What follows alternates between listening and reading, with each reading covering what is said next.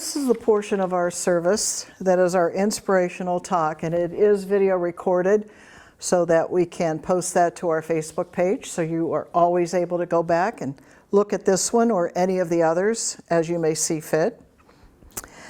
Our speaker tonight is Reverend Jane Howard. Jane was ordained with the class of 2010 at Fellowships of the Spirit School of Healing and Prophecy. She served on the executive committee from 2009 to 2016 and was elected again to this body in 2024. Jane was invited to mentor the School of Spiritual Healing and Prophecy Class 23 from 2011 to 2013. Jane became a student of restructuring and the 100th Monkey Vedic meditation classes, first as a repeat participant and has since served as staff for these weekend classes. In June of 2019, Jane moved to Cassadaga, which led to many more opportunities to serve for Fellowships of the Spirit. She staffed several seminars during the summer of 2019 and served as minister in residence as needed. Jane served as the Healing Temple Meditations Coordinator during the summer seasons of 2020, COVID, until 2025, through 2025, so you're still doing that. Jane invites ministers of fellowships to lead morning meditation as they have time to serve.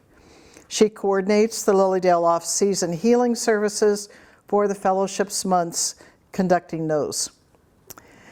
She continues to staff school weekends, manages the bookstore for seminars, Vespers, and school. She's also involved with the Vespers planning and serves as needed for our Sunday services. And Jane knows everyone in the area, and she knows where everything is. She's also the behind-the-scenes energy that keeps fellowships running. I offer to you Reverend Jane Howard.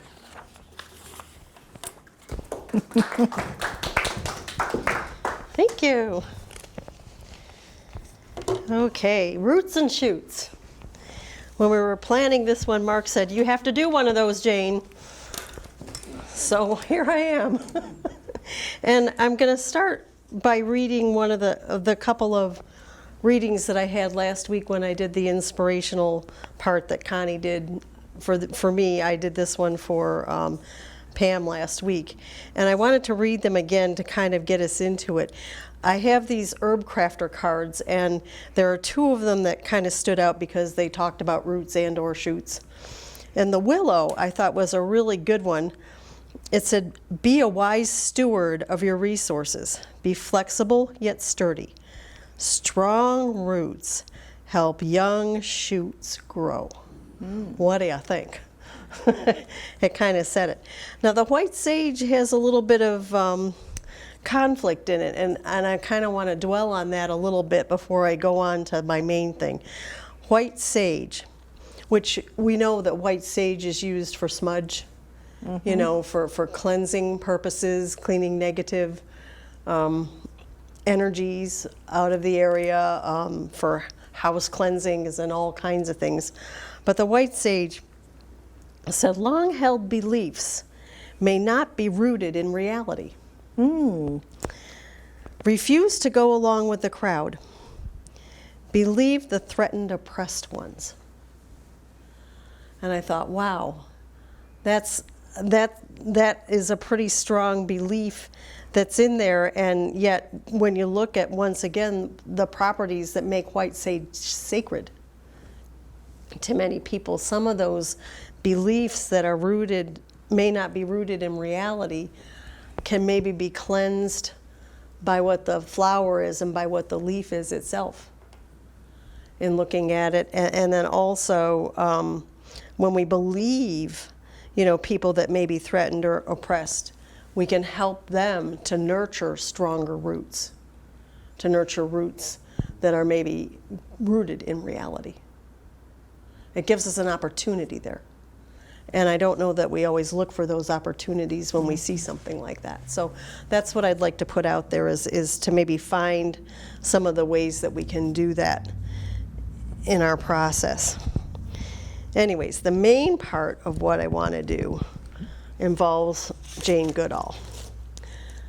And Jane Goodall, this is her Reason for Hope book, and it's autographed. Came from Chautauqua.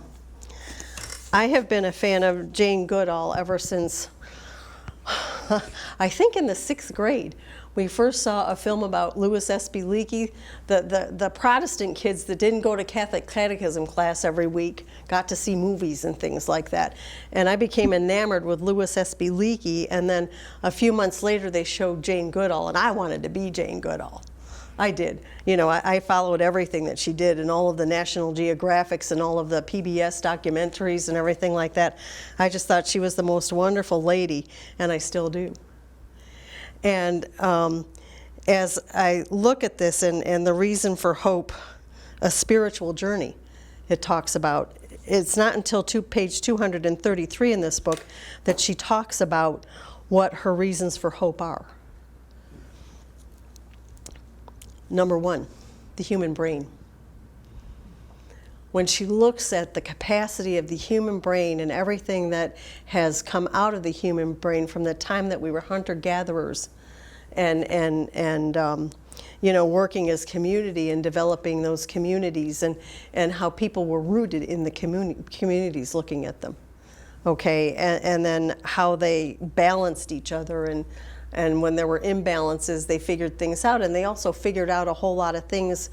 I mean, I contend that the human brain had as much capacity millennia ago, thousands and thousands and thousands and thousands of years ago, as we do right now. And there was a lot of problem solving that happened, and we sit there and think, well, how did they do that? Well, you know what? They had the same brain capacity we did, and they used their resources. They used what was there. And so I think that's part of why she says that. The next is the resilience of nature. That's number 2, the resilience of nature. And when we look at even the lake out here, how it works with the currents and with the rains and with the snows that were dumped on it, and yet it all melted and it came back to life again. And at one point I was like, man, are we ever going to see waves on it again, or ripples? Things like that are visuals, or even, you know, looking at the geese and the ducklings on the pond, you know, as you're going. There's some resilience in that because there's the generations of geese and things like that happen out there, and also the resiliency of taking a look at what happened to the plants this year. I don't know about you folks, but my goldenrod is 1.5 feet taller than it ever was, as well as the Joe Pye weed, the boneset. And do you know why that is? Do you know what 200+ inches of snow does to roots? It compresses them into the ground. And then you know what happens?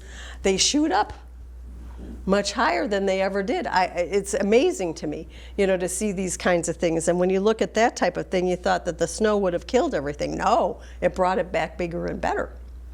So there's a lot of resilience in our nature, as well as the recycling that it seems to do, because, you know, with as much as we work with messing things up, Mother Nature can come through, you know, and rain and rain and rain and rain and clear things out in some ways and maybe cause some destruction in its path. However, what comes after it is the Earth's resilience, the resilience of human nature as well as nature. The third thing, and this is where the roots and shoots come in, the energy and the enthusiasm of youth that can be kindled worldwide. You know, she has groups called Roots and Shoots. Oh, yeah. We'll talk a little bit more about that in a minute, because I want to get through the list, and then we're coming back to that one. 4, the indomitable human spirit. And that kind of came out in the resilience of nature as well. Because things can get us down, and you know what? We stand back up again a lot of times and go against the wind. We work with what we've got. Maybe we don't have the resources that we expected to have, but you know what? We're going to get it done anyway. And maybe we have some inconveniences like eyesight that might get in the way of things, but you know what? Those types of things find their way to get out of the way, and you make your own way. There are a lot of things that we can do, and also in taking a look at that, reading about the white sage. You know, if we're paying attention to the bullies and the oppressors and things like that, and we're taking the time to find a way to create a stronger root system within it, that also talks about the indomitable human spirit, which is why I wanted to bring that out. Now, that's the 4 that she has in this book. There's another book out called More Reasons for Hope, and it's a conversation between Jane Goodall and Doug Abrams. Doug Abrams is the one who did the Book of Joy between the Dalai Lama and Desmond Tutu. And it's a very good discussion as well. And number 5, can you guess what it might be? The internet. Lord have mercy, I know. All right, so she said this a few years ago before AI. Do you know why she said the internet? No. Because look at how many more people she's been able to reach. The connection. Communication with She has class today. Huh? I mean, 18 people. I know, sure. You know? Yeah. Yeah. And it's the same thing with her. And she was just like at 90 years of age saying, how many people am I? Because I've gone online and listened to her on and off and things like that. And she's been interviewed in different shows and things. She was on Stephen Colbert. It was a fantastic interview. You know, and she's talking about the future, you know, and her hope for the future. And a lot of it is in these 5 things. Okay, folks, roots and shoots, here it comes. All right. There are groups, roots and shoots, worldwide. And when you talk about the system that you were looking at with all of those roots connecting, Yeah. this is what she bases things on. This is why I said this is going to fit really good. Oh, great. You know, because you have all of these groups around the world, and she works on connecting the roots with them.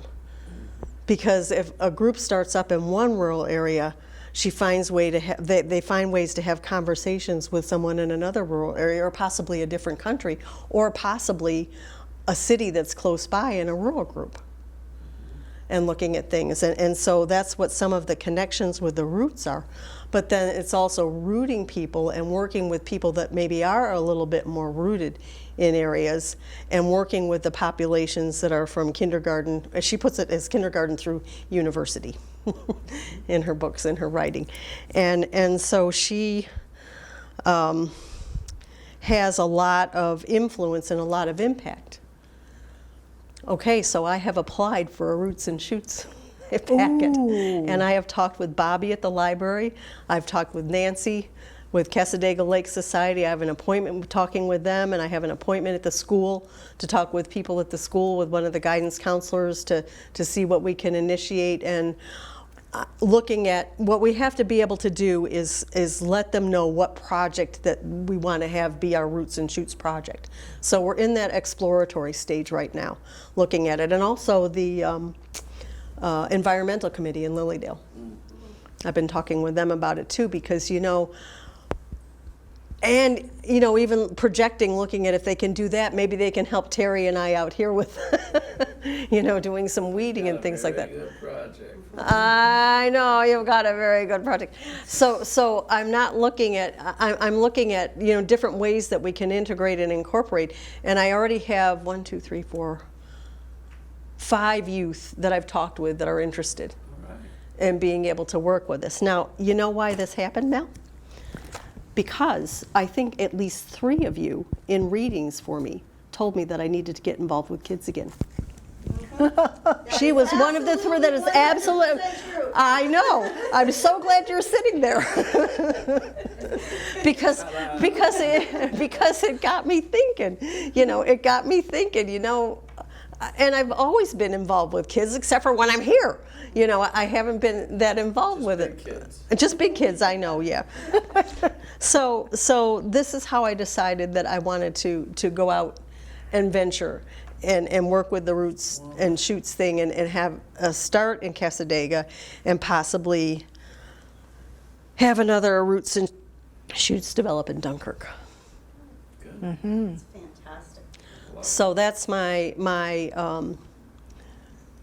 inspiration, and that's my focus. That's what we're gonna, and that's why I liked the idea of roots and shoots to begin with. But I didn't know that this was going to evolve out of it until I started reading her book again and thinking, man, Jane, you can do this, you know, and you know, it's going to start out slow, you know, but hopefully it'll build, and I think that there's a couple of other people in the community that are interested in helping out to mentor this and to work with the process as we get going. So that's what I have to say. Whew.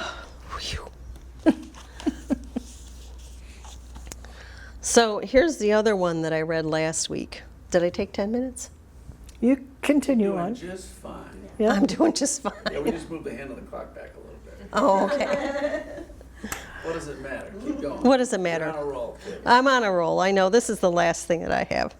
And this is by Ian Shannon, and I also read this last week. But it's the little card that the folks at Blooms, you know, Blooms is having its thing. I think they're going around Wednesday in the golf cart to identify the people that are participating in the Blooms in Lilydale with all of the flower displays. And so this is what one of their little content things that was read at the Butterfly release back in June. Advice from a tree. Stand up tall and proud. Sink your roots into the earth. Be content with your natural beauty. Go out on a limb. Drink plenty of water. Remember your roots and enjoy the view. So I think that that's a really good thing, and also, you know, just taking a look at, you know, the connections that we can make in the world and the connections that we can make locally that will hopefully branch out.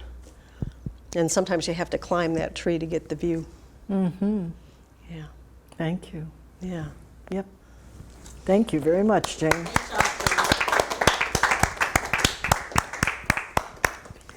And we'll take a couple of minutes